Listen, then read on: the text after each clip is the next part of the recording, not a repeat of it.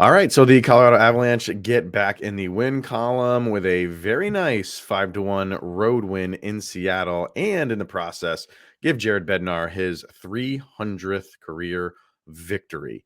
A lot to talk about on today's episode of Locked On Avalanche. You're Locked On Avalanche, your daily podcast on the Colorado Avalanche.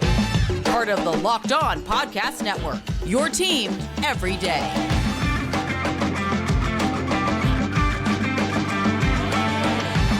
All right, everybody, welcome to the Locked On Avalanche podcast. We are part of the Locked On Podcast Network, your team every day. I'm your host, Chris Maselli. With me, as always, Mr. Shaggy Von Doom, Kyle Sullivan. Thank you for tuning in and making this your first listen of the day. That is always appreciated. Make sure to follow us on our social media outlets, LOPN_Avalanche on X, Locked On Avalanche on Instagram. Questions, comments, concerns, and opinions, Locked On Avalanche at gmail.com.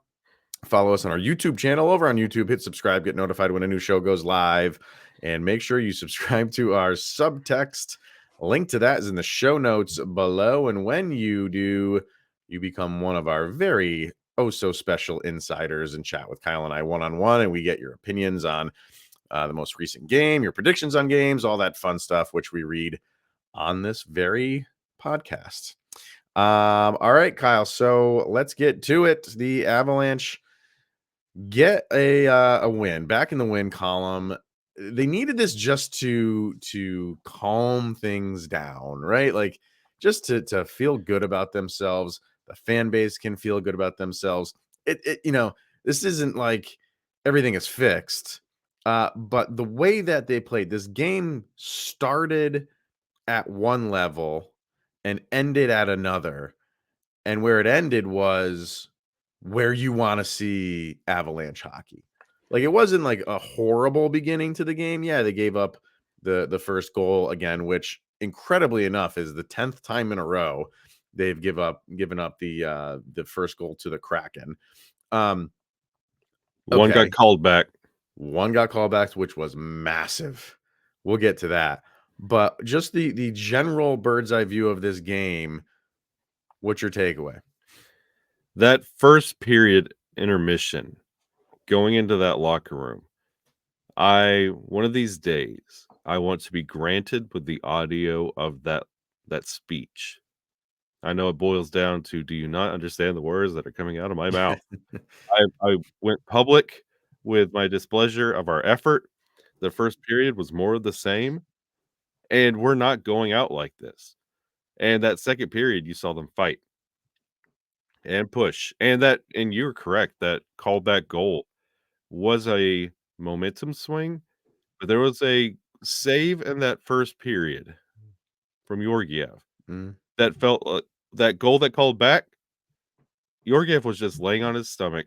There was no second chest effort. He wasn't like raising his leg. It was a very weird look. Yeah, for that goal to go in, like very effortless.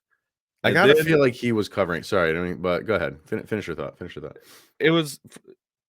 We've seen it so many times with this Avalanche team. Moments like that where they all just collectively check out, and that's what it looked like in that first period. Then you saw them fighting back and continuing, and seeing that through the second and the third was extremely promising against a very physical and very chippy Seattle team. Yeah. And hey, you put them to bed. You won the season series. We're done with Seattle. Congratulations.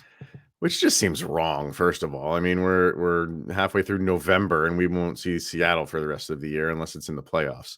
I don't know. The play that got called back, Cale Makar just didn't get a lot on a pass. It was on a power play.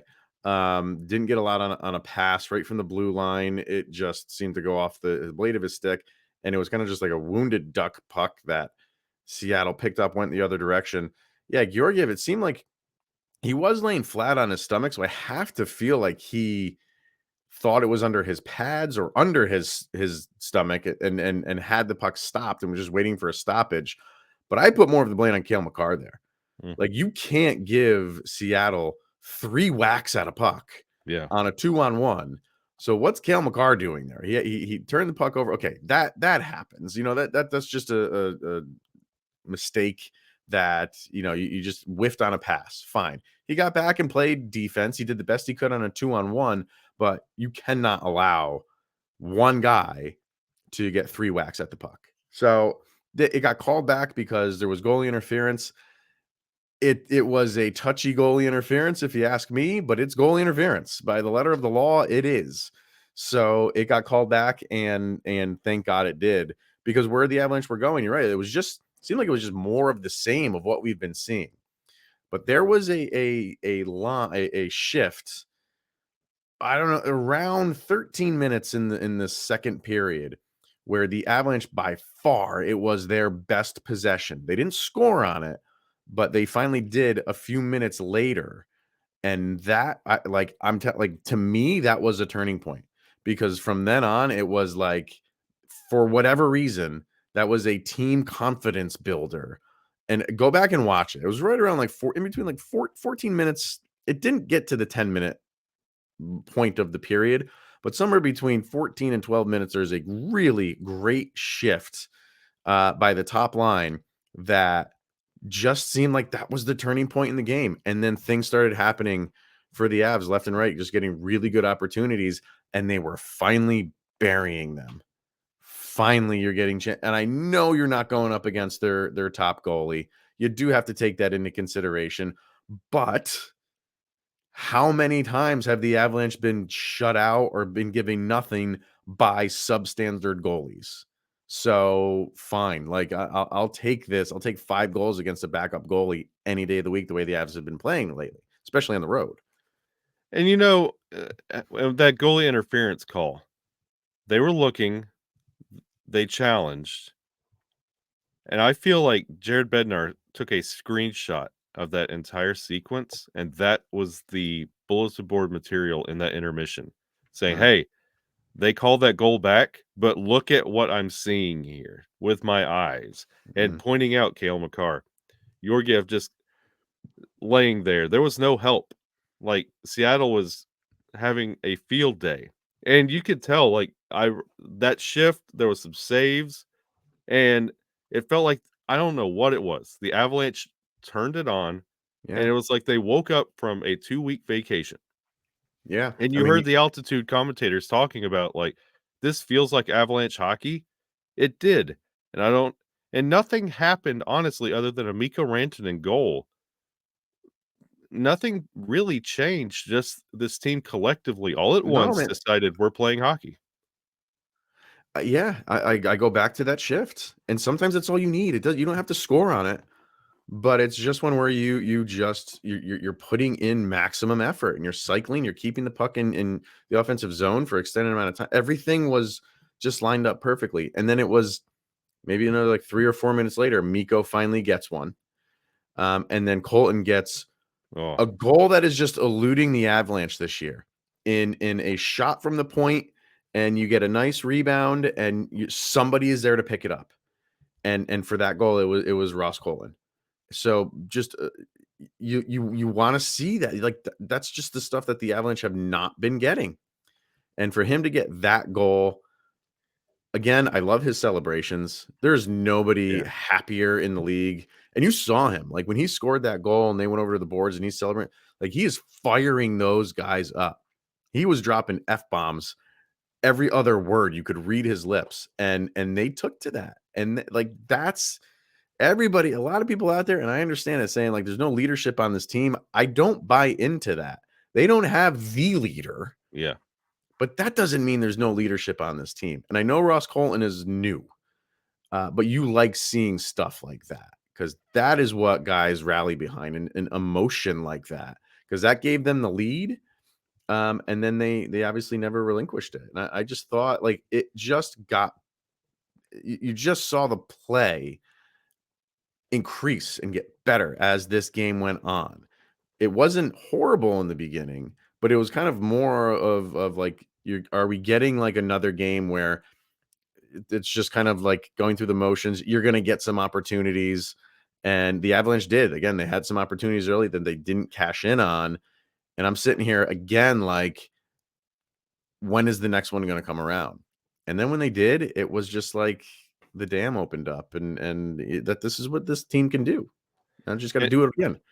And seeing that reaction from Ross Colton, like shortly after you had Jota Drouin finally getting a goal. Then you had Oh, Nichushkin at the end, like two names that you're just cheering for. And by the way, Nichushkin in Seattle against Seattle. There's that's a big confidence builder for him. There's a history.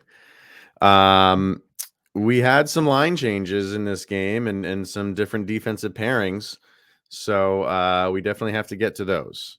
So why don't we take our first break here, and then when we come back, we'll talk about some of the newbies that got their first shot, their first crack with the Avalanche. Anyway, so we will talk about that next.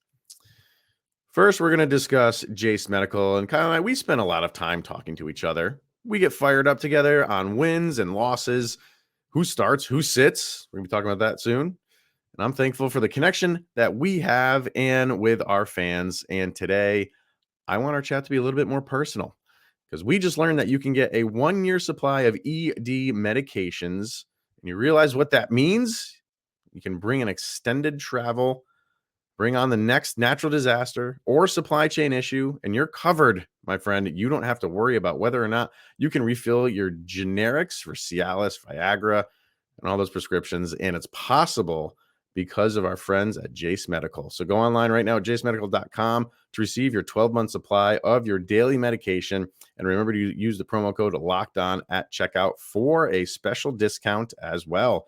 A verified customer had this to say about Jace. I am very thankful for this service. Supply chain issues caused me to cut pills in half. And I ordered most of my daily meds with a year supply. I ordered the antibiotic kit, and I feel secure now. Prices are lower than local pharmacies, and I highly recommend this for everyone. If you or someone you love would get some peace of mind by having a year supply of any daily med, go to jacemedical.com to see if it's offered for you. And remember to use that promo code locked on for $20 off your purchase at jacemedical.com. All right, so we found out before the game that, even the day before, like that there was some dinged up players and the Avs didn't have a full practice squad. We found out that 2 of those players were Sam Girard and Josh Manson. They did not play. And Cogliano as well. After that hit he took, he didn't play as well. So you had 3 new, cast of characters here in Kiviranta, who got called up after that new deal that he signed. And you had Sam Malinsky and Caleb Jones, who was already up on a roster spot, but hadn't played yet. All 3 of those guys played. Kiviranta, he's had some experience, but you're getting, and Caleb Jones did too. Caleb Jones probably overperformed with Chicago. So he's used to it, but you also bring up the very raw rookie and Sam Malinsky, and I thought they all played pretty well, if you ask me. I think out of the 3, I fell in love with Caleb Jones. He was everywhere and he was noticeable. Kiviranta, he's going to be here. Fall in love with him. Let's everybody put that out. The bubble hockey thing, that's behind us. People are like, why couldn't you score a hat trick? Yeah. We get it. We know the past, but yeah, with him currently on the team, I like his play so far. Curious to see how long he sticks around. The same for Malinsky. I was surprised with how good he looked. You're on the case, Malinsky. He looked good. I thought Sam Malinsky looked wonderful. Yeah, really did. And he had a very up and down preseason in camp and rookie camp. He looked good, and then he came into the training camp and preseason and he kind of declined. And I don't know if that was just now I'm on a bigger stage when I get to preseason, and maybe just he didn't rise up to the moment, and that's okay. I mean, it was his first shot at it. You send him down, you get some seasoning.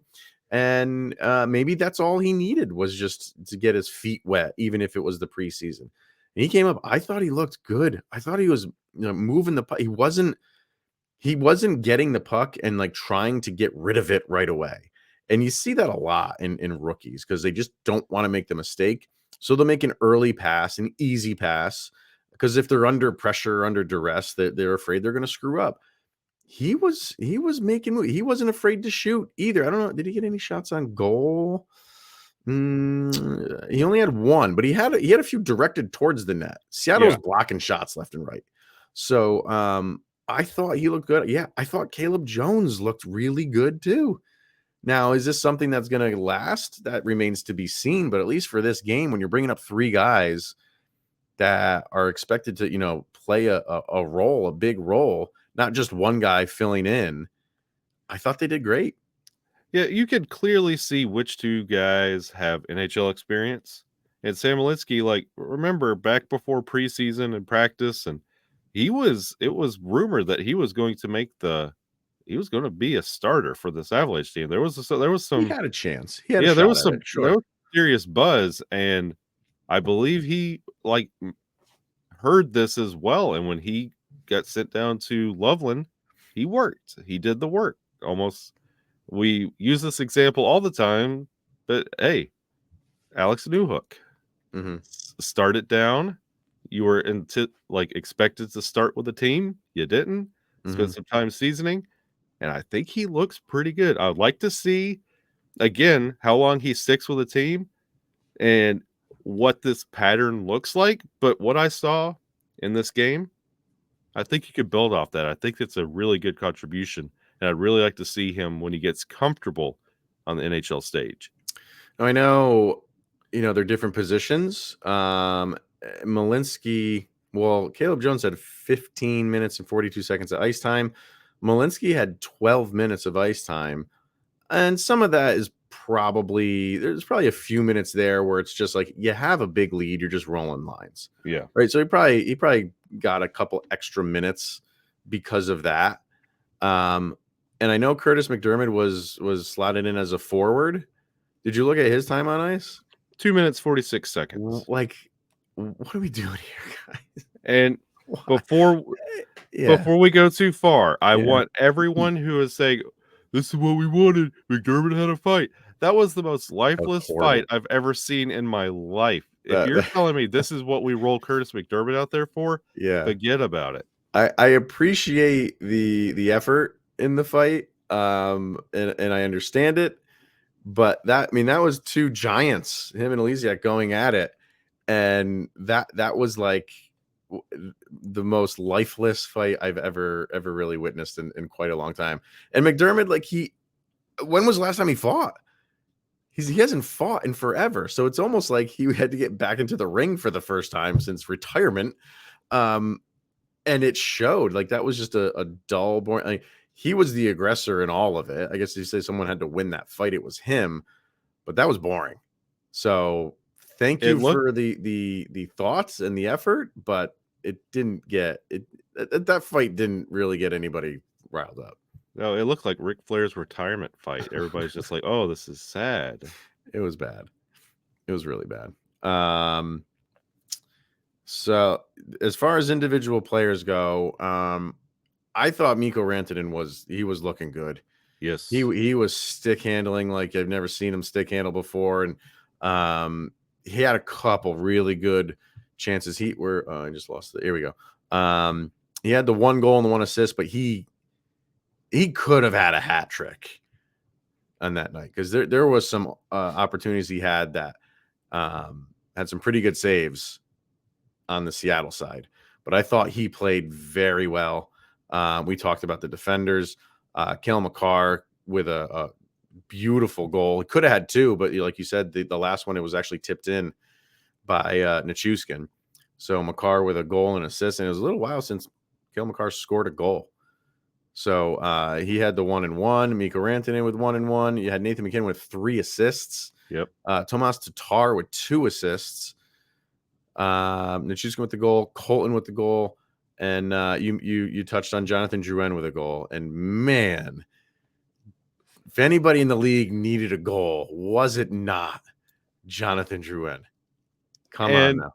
And when you were talking about Ross Colton and his celebration, all I kept thinking about was Jonathan Drouin and no reaction. It was almost like He got to the bench and he got right back into it. Like he felt like you could see that he felt good, but there was no like selly with the teammates. No, Like over the top, like Ross Colton, like every goal's his first goal. right.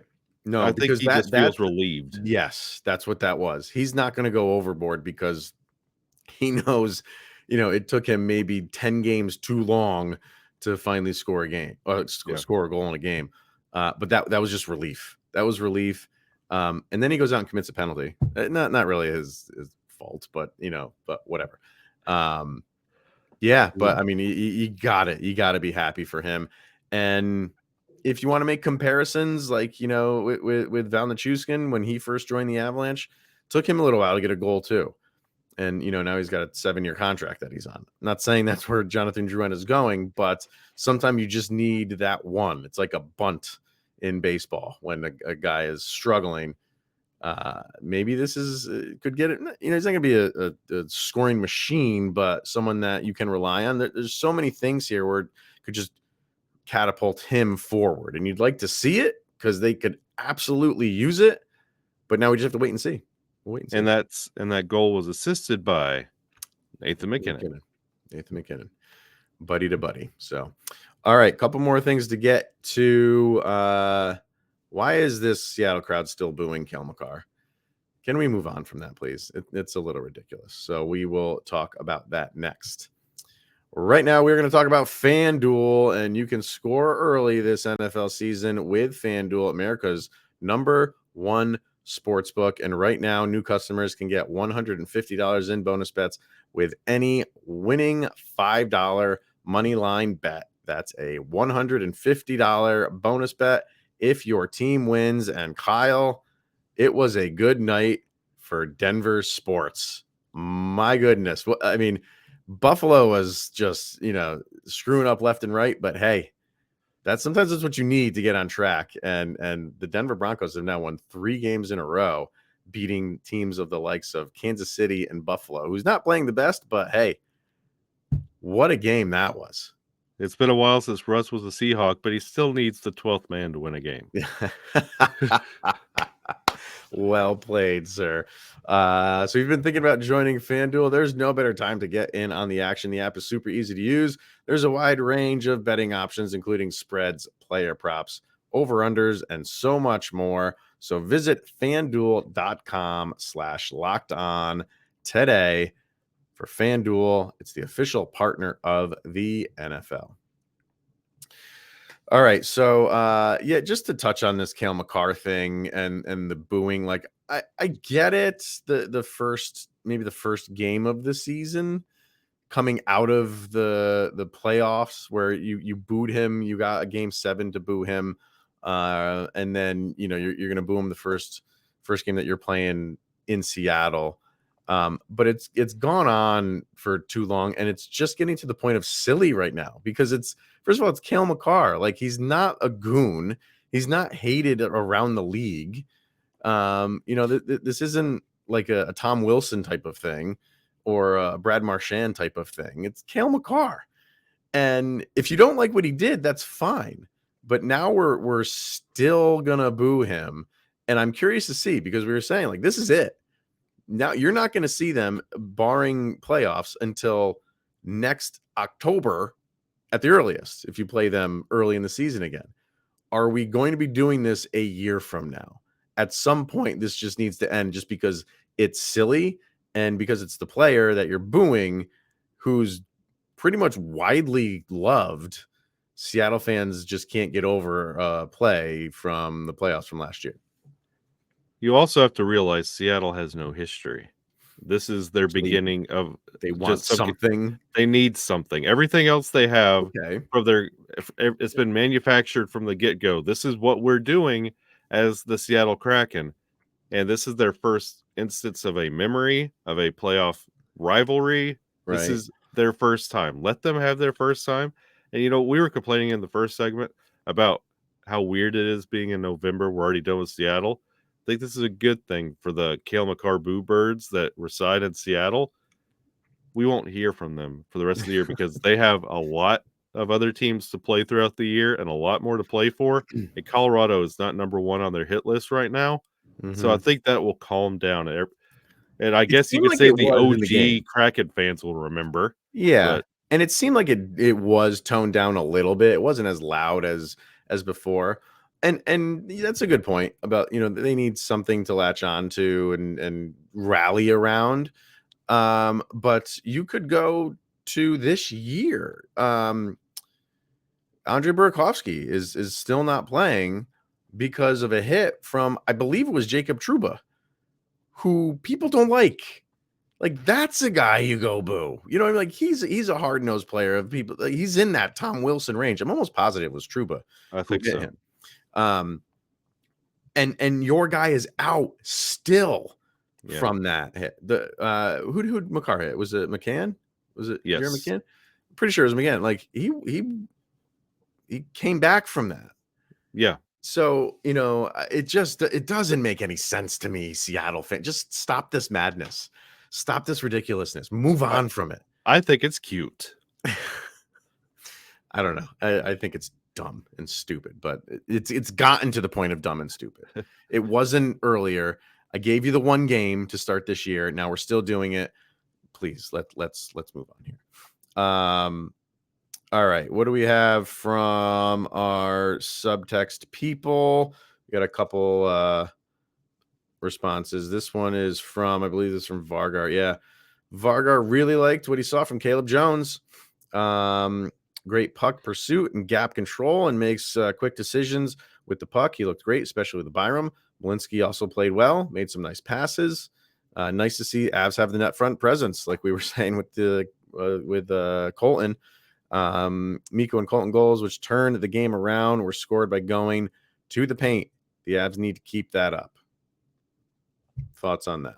Yeah, it shows that they're not getting cute with their passes and they're driving the net and letting stuff happen naturally. Yeah. Simple hockey. What's that? It's simple hockey. Yeah.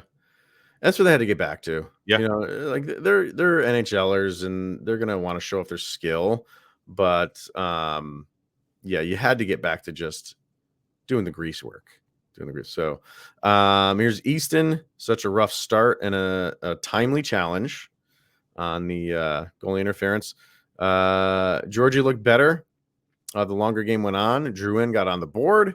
Excellent job getting the greasy goal by Colton. So there you go. I mean, fans are just realizing, like, yeah, we're doing stuff that we haven't been doing in a long time. And we didn't really touch on Georgiev that much, but he gave up that one goal, which was a difficult goal. Nobody's really going to stop that one. But and with the exception of the other one that got called back, it wasn't perfect. He did seem like still a little uncomfortable. And Rycroft and Mosier were kind of saying, like, did they put oil in his glove because it seemed a little stiff? But he did. He just seemed long, but he got through it. And he only gave up one goal. And give a lot of credit to the defense because I think the Avalanche only gave up like 20 shots on goal. Yeah, I was just looking. That was 19 shots at the end of the game. Yeah. So, but I thought not a perfect performance by him, but he gave up one goal. Yeah, and that's not 4. It's not 4. It's not 4. So I think he's, that's just good for his psyche and his in between his ears as well. Yeah. So, all right. Last thing that we are going to get to is our sound check. And this is something Kyle and I do after every game. We each pick a song that we think summarizes the game. These songs go on a playlist over on Spotify. Just search for LOA Soundcheck. This is volume number 3. Link to it will be in the show notes as well. So what do you got for this one, sir? Well, this game was in Seattle. You're going down my road. Yeah, we're going down Seattle. Seattle's known for a certain kind of rock. And if you thought the Avalanche were dead, have I got a little story for you? Pearl Jam, Alive. It's the Avalanche are not dead yet. No, I mean 8-5. We're sitting at that quarter mark of the season. This is what you want to see. Back to Avalanche hockey. It's not that embarrassing St. Louis effort. This Avalanche team still has heart, still has life. Nichushka got a goal. Drouin got a goal. Yeah. Colton is really becoming a fan favorite and a unsung awesome. hero of this team. Yeah. So let's see how alive this team is when Wednesday comes around and they play Anaheim. Mm-hmm. And if they could put this together, we could play back at the Seattle game where the team finally came alive. And that's why I went with Pearl Jam. That's what you want. That's what you want, a turning point. You want something to point to and say, like, this is kind of where it kind of turned around. And for me, I could have easily gone down the grunge era. That's my time period, right? Yeah. But I went with and it's the cover version. The song is Faith from the late great George Michael. But we are hard rockers here at Locked On Avalanche. So I have to go with the Limp Bizkit. Because anytime you get a chance to put Limp Bizkit on the playlist, how do you not go down the Limp Bizkit road? Classic. Yeah. So I'm putting the Limp Bizkit version of Faith up on the playlist because I just want the fan base to dude, I got so many messages, and you saw a bunch on social media, just people just turning on this team already. Yep. Just just feeling like they have lost all faith, and that this team is not what they are in the past, and nothing is working. And I cannot stress enough how long of a season it is. And this is just a moment. This is a moment that they're not playing well. Doesn't mean it extends into the entirety of the season. You got to have faith. And hopefully, at least for this game, the Avalanche instilled it a little bit back into some of the fan base who maybe had lost it. Oh, I was seeing a lot on X saying, this is the first Avalanche game I turned off a couple weeks ago. And I was like, Yeah. oh, we have picked up fans on that cup run because 2016, 2017, I had to watch those wire to wire too. Absolutely. Oh, Absolutely. those are fun. So I know it's one game. I know it's a backup goalie, but you saw what the Avalanche team can do pretty much from like the second period on. So now just continue that. Yep. Just continue that because you got a really good Dallas team waiting this weekend. So we'll see how that goes. That's going to wrap it up for today, everybody. So thank you for tuning in and making this your first listen of the day. We should be back tomorrow. And I'm going to be definitely talking about Pierre Lacroix getting into the Hall of Fame. Congratulations to him. So we'll touch on that as well. All right, that'll wrap it up. Thank you for making this your first listen of the day. Always appreciated. He is Mr. Shaggy Von Doom, Kyle Sullivan, and I am Chris Maselli. This is the Locked On Avalanche podcast, and we'll see you guys tomorrow.